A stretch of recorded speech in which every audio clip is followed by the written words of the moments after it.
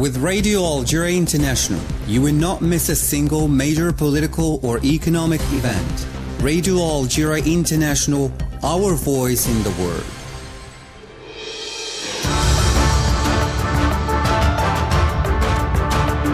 This is the English service of Radio Algeria International. It's time for the news. The Speaker of the National People's Assembly, Ibrahim Boghali, is representing the President of the Republic, Abdelmajid Tebboune, at the swearing-in ceremony of the President of Rwanda, Paul Kagame, in Kigali.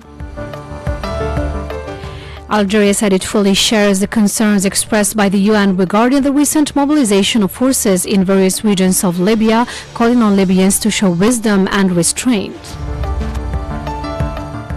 The UN Security Council is meeting in today's time at Algeria's request to examine the situation in the aftermath of the attack on a school in Gaza. And the Israeli occupation has pursued its bombardments, killing scores of Palestinians in various parts of the enclave. Those were the major developments. Now the Full News edition. Good afternoon. The President of the Republic, Abdelmajid Tebboune, has congratulated Algerian athlete Jamal Sejati on winning a bronze medal in the 800 meters race at the Paris 2024 Olympic Games. Mariam Barshi has the details. On the occasion, Jamal Sejati thanked President Tebboune, to whom he promised to win, and offered his victory to all the Algerian people. I thank the President of the Republic who congratulated me in the semi-finals. I thank God I fulfilled my promise. I won a bronze medal. I offer it to all the Algerian people who supported me and prayed for me. I offer it to my parents and neighbors who have been watching the competition in the neighborhood. I thank you so much, and I wish I can make more victories to make the people happy. Long live Algeria. The middle distance runner also expressed joy and gratitude after winning a bronze medal in an incredibly fast Olympic race, despite the pressure of his first participation, and felt honored to represent Algeria in Paris. The race was so speed, maybe the speediest race in the history of the competition, where many athletes finished it at 1 minute 40 or 42 seconds. Thank God I wanted to listen to the Algerian anthem, but it's okay, the Algerian flag will wave at the podium. I'm so happy, thank God, the race was historic and very fast. This is my first participation in the Olympics. There was a lot of pressure on me. Thanks to the people's support and prayer, I won the bronze medal. I thank them a lot. I'm happy now, and I won a medal in Paris. This is a great honor for us. The Chief of Staff of the People's National Army, NP, General Said Changriha, congratulated the Algerian athlete, saying that he had honored Algeria and brought joy to the Algerian people. The Speaker of the Council of the Nation, Mr. Saleh Goujil, for his part, praised his valiant achievement, which proved his strength, merit and high level, as well as his honorable career as a great sportsman who generally deserves his title. The Chief of Staff of the National People's Army, Army General Said Changriha, has chaired an award ceremony for the cadets of the nation, winners of the baccalaureate and the middle school certificate for the June 2024 session. Mohammed Khatil has the details. A press release from the Ministry of National Defense said that following the outstanding results obtained by the cadets of the nation in the baccalaureate and the middle school certificate exams, where the success rate reached 97.95% for the baccalaureate and 100% for the middle school certificate, Army General Said Changriha delivered a speech in which he conveyed to the winning cadets the congratulations of the President of the Republic, Supreme Commander of the Armed Forces and Minister of National Defense, Mr. Abdelmajid Tebboune, for the excellent results obtained by the School of the Cadets of the nation, and address his most sincere congratulations for their remarkable success. على إثر النتائج الممتازة والباهرة Following the outstanding and brilliant results achieved by the schools of the cadets of the nation in the baccalaureate and the middle school certificate for the June 2024 session, I'm delighted to convey to you, the winning cadets of the nation, the congratulations of the President of the Republic, Supreme Commander of the Armed Forces and Minister of National Defense, who urges you to achieve more success in your future educational path and professional career. In my turn, I extend to you and through you to all your comrades who managed to pass these two exams my warm congratulations for this well-deserved success, which constitutes the fruit of your efforts and perseverance throughout the academic year. The Army General stressed in this respect that this success was the natural result of the comprehensive and far-sighted approach adopted by the Army High Command to develop its capabilities, expressing his pride in the cadets who, like the previous years, have achieved a high success rate, thus demonstrating an unwavering will and ambition to achieve success, which will undoubtedly allow them to embark on a brilliant career path and integrate all areas of the military profession. It's worth recalling that at the end of the ceremony, some teachers were also honored.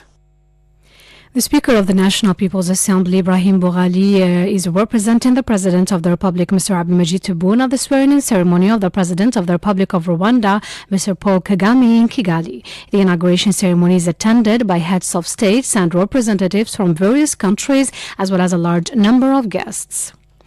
The Minister of Foreign Affairs and National Community Abroad, Ahmad Attaf, has received a phone call from the Executive Director of the United Nations Office on Drugs and Crime in Vienna. A press release from the Ministry of Foreign Affairs and National Community Abroad indicated that during the telephone conversation, the UN official gratefully welcomed the relentless efforts and the important role of Algeria in conducting the negotiations, which resulted in the unanimous adoption of the draft United Nations Convention on the Fight Against Cybercrime.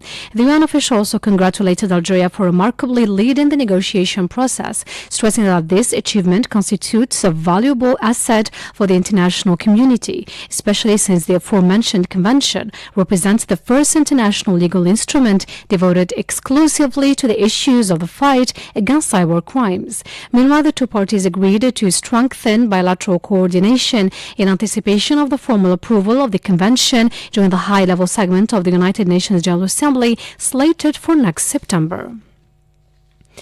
The President of the National Independent Authority for Elections, Mohamed Shorfi, has supervised the draw for the distribution of time slots allocated to candidates' interventions on public audiovisual media ahead of the presidential election campaign on September 7th. 6 minutes will be granted to each candidate. The Algerian radio has dedicated 4 channels for the broadcasting of the candidate statements. The President of the National Independent Authority for Elections has said that the elections preparations are running smoothly so far. This is a very important operation in the preparation for the electoral campaign ahead of the September 7th, 2024 elections. As you have seen, the operation was carried out in good conditions. We are proud of what the human resources of the Independent National Electoral Authority have achieved, and this reassures us that the preparations for this important event is running smoothly, whether in terms of human resources, organization, or logistics. The President of the National Independent Authority for Elections seized the opportunity to call on voters to participate massively in the elections in order to support the democratic process. The Minister of Transport, Mohamed El Habib Zahana, officially launched the reopening of the rail line between Algeria and Tunisia at the Souq Ahras International Railway Station. The details with Mohamed Khater.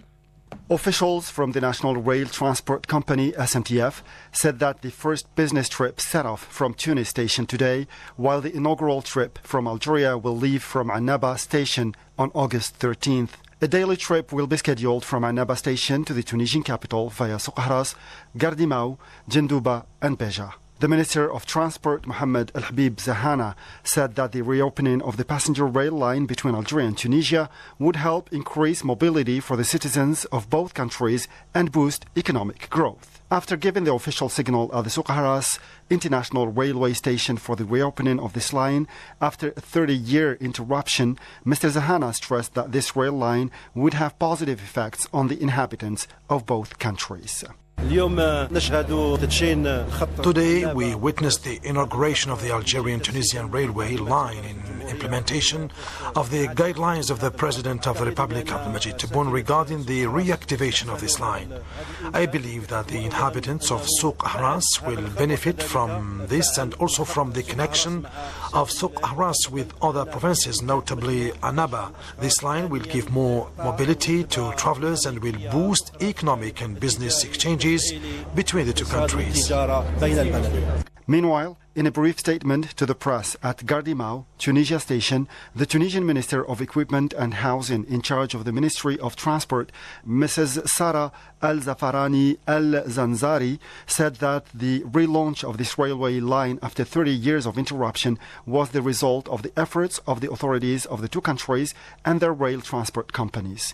She also announced that agreements would be signed on Saturday in Tunis between Algeria and Tunisia in the fields of transport and meteorology. You're still listening to Radio Algeria International, and Algeria says it fully shares the concerns expressed by the United Nations regarding the recent mobilization of forces in various regions of Libya, particularly in its southern and western regions, calling on the Libyan parties to show wisdom and restraint. A statement from the Ministry of Foreign Affairs and National Community Abroad indicated that on account of the number, diversity and complexity of the obstacles still facing the process of finding peaceful settlement to the serious crisis besetting the sister country, the cessation of clashes among brothers is a precious achievement that must be preserved at all costs.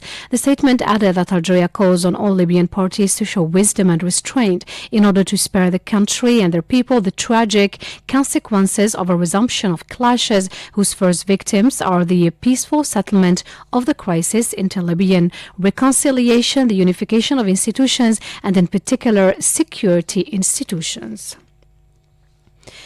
And to the Palestinian thorny issue now, more than 100 Palestinians have been killed and dozens wounded in an Israeli strike on a school sheltering displaced people in Gaza City. 3 Israeli bombs hit Al Tabian school located in the Daraj district. The representative of the Hamas resistance movement in Algeria, Youssef Hamdan, described the Israeli attack against a school in Gaza as another crime of the crime series committed regularly by the Israeli occupation. Targeting a school that shelters displaced people with 3 missiles at dawn is the 14th scene of the same criminal series since the beginning of the current month, in parallel with the various levels and types of crimes committed by the enemy against hospitals, shelters for the displaced, and civilian facilities. More than 100 martyrs and hundreds of wounded were targeted at once within clear sight of the whole world. It is a bloody response of the Israeli occupation to the tripartite communique that calls for resuming negotiations to achieve a ceasefire deal, which has been blocked by Netanyahu for months now. Women, children and the elderly are reported to be among the dead, and the toll is expected to rise. And as the UN Security Council is meeting in today's time at Algeria's request to examine the situation in the aftermath of the attack on a school in Gaza, the Israeli occupation has pursued its bombardments, killing scores of Palestinians in various parts of the enclave. The Palestinian news agency Wafa said the Israeli airstrikes hit the neighboring areas of Khan Yunis and Rafah in the southern part of Gaza. The Israeli occupation ordered the population to evacuate the area of Khan Yunis for the 3rd time within a week amid continued bombardments that razed to the ground several buildings in the area. In this respect, the UN Special Coordinator for the Middle East peace process, Tor Winsland, affirmed that the civilians in Gaza continued to be confronted to the war amid terror, displacement and endless suffering. He went on to say that human cost increased every day and urged for an end to be put, as he put it, Gaza's nightmare. Asked on whether any progress could be achieved by the UN Security Council, Palestine's ambassador to Switzerland, Ibrahim Khoureisha, had the following. To make the international will prevail, practical steps should have been taken. Otherwise, it will only be a matter of rhetoric following this massacre perpetrated against schools, which are considered safe areas by the law, such as the civilians who also must be protected according to the law. I don't think the UN Security Council would make any progress on account of its 5 permanent members, including the United States, which always resort to its veto right, as it has been used to protect Israel, even if decisions endorsed by the UN Security Council after 6 months of the conflict that have not been implemented so far. If the UN Security Council was to tackle the issue seriously, it could at least issue a decision to secure areas as provided for by the law.